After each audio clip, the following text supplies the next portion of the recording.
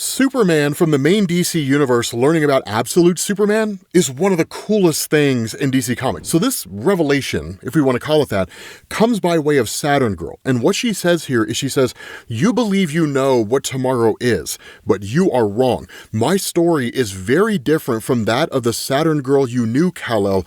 The war between Brawl and Titan had raged since before I was born. They did not trust our ability to break into their minds. The Brawlian invaders felt we needed to be eliminated, and so I joined the war and killed plenty of those metal manipulators. I was repaid for my victories by being locked away. Even my own people feared my power. Everyone on Titan is burdened with the ability to hear another's mind. It was not unusual to hear voices around us." So right off the bat, we know that Saturn Girl doesn't come from a place where the Legion of Superheroes is coming out of this 30th, 31st century, and in turn, they're modeling themselves after the legacy of Superman. The absolute universe is a much, much darker place. And she says, "But I did not hear the voices of my people or even my enemies. Something else spoke to me, and only me. It told me the secrets of everything. With each day, the voice grew louder until it showed me everything. Much of the past where I come from has been lost through countless wars, but that day, I saw the final God." And so everything she's talking about here and everything that we're seeing, she's showing Superman, right? Just through her powers of telepathy. But keep in mind, when it comes to the absolute universe, it's all earthbound stories at the moment. The closest we get to anything beyond Earth is absolute Green Lantern. But that's all kind of taking place on Earth at the moment. We saw John Stewart kind of out there on the moon, but that's it. Right, so as far as everything else that happens, any other versions of characters that we know, Absolute Lobo or anything like that, we don't know anything about them. And so it is cool to know that there is a whole spacefaring landscape in the absolute universe that we just haven't seen yet. And hopefully at some point we do. But that's where she says that the voice of Darkseid inspired her. And so what ends up happening is she basically tricks a couple of her guards, that using telepathy, she tells one of them, "I can see in your minds. You're worried. You have a daughter. You're afraid of what the Brawlians will do to her if they ever get hold of her, while you fear your commanding officer." And so in turn, they turn their guns on each other, right? They literally attack each other. And so as she's getting ready to leave, she's seemingly met by Cosmic Boy, right? And instead of the two of them coming together, right, to basically form the Legion of Superheroes, they come together in the service of Darkseid, because he says, "I know we're supposed to be bitter enemies and everything, but if you get this power-draining collar off of me, I can help us break out." And so she says, "The voice gave me purpose. It gave me a mission to gather its forces, to gather its legion, and I did just that. I traveled from world to world across our universe and found others who felt his presence. Our God's power grows stronger every day, and the great collision is upon us. Your reality will fall before his might." And of course, Superboy Prime having to get his little 2 cents in, right? And now you can add me to your ranks.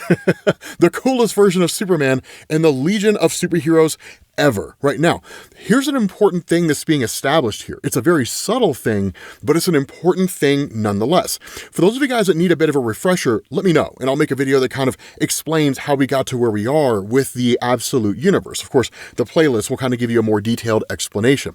But initially, it was kind of left to us to figure out why Darkseid did what he did, why he essentially took off and created a whole reality unto himself that he alone could control. And for some people, it was this argument of, well, Darkseid just wants to rule a reality by himself, right? He wants to finally have a whole universe that he can control and manipulate.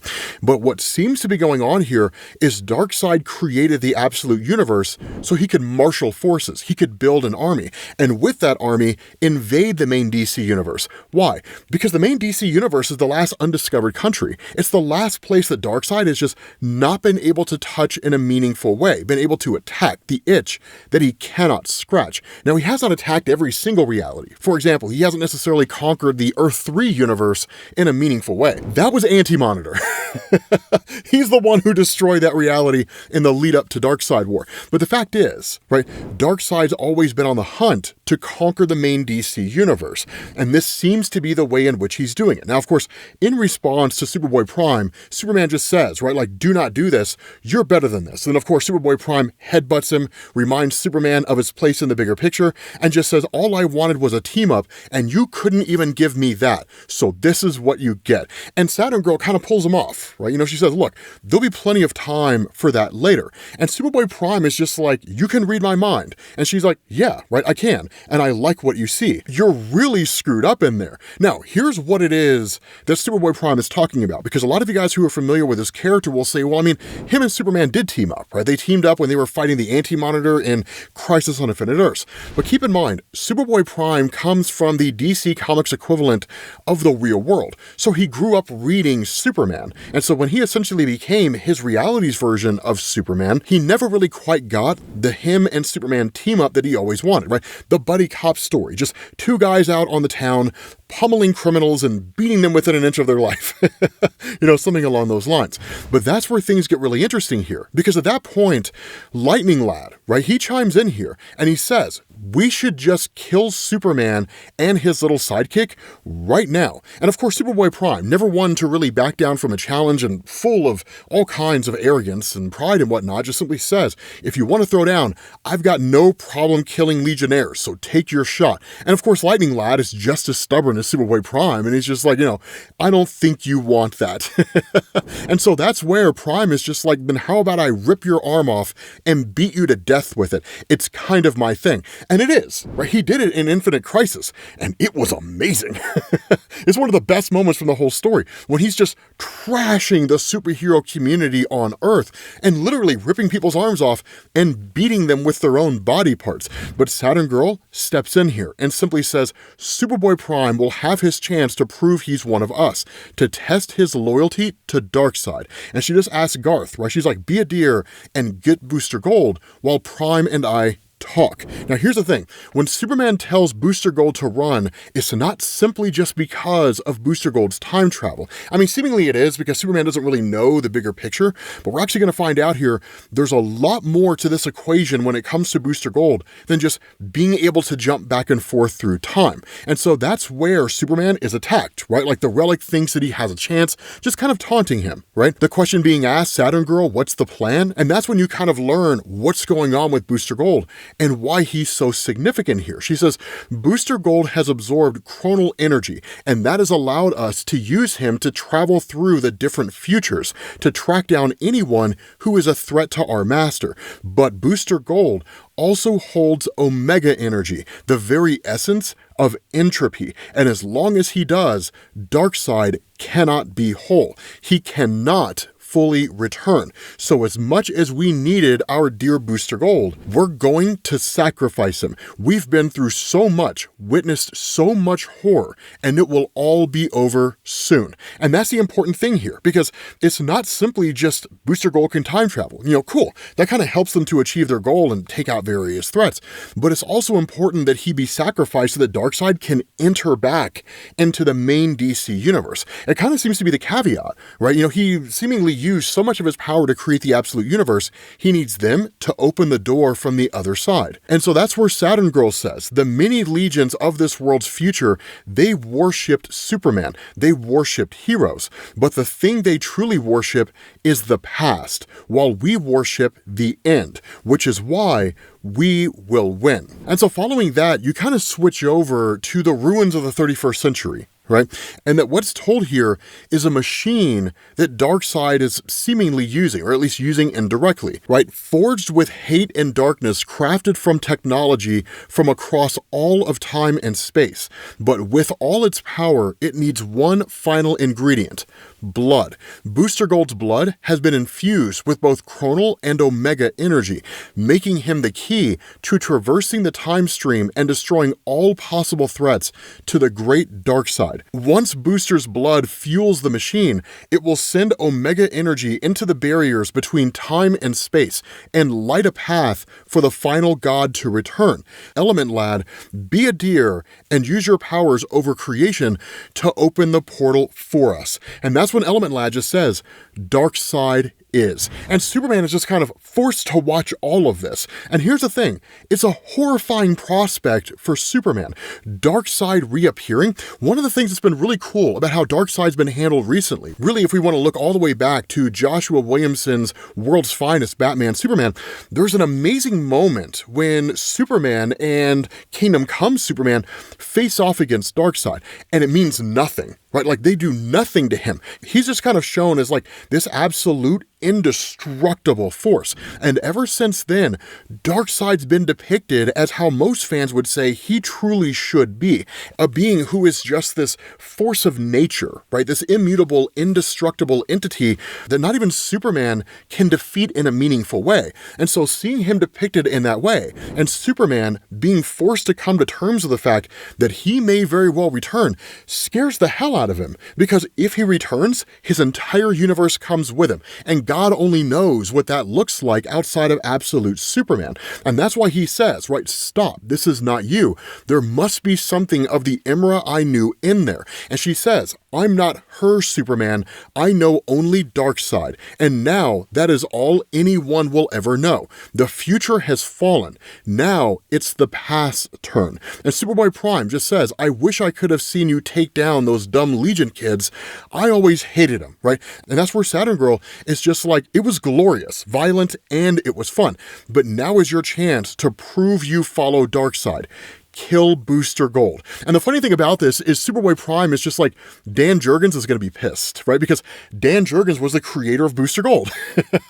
So of course Dan Jurgens is going to be angry.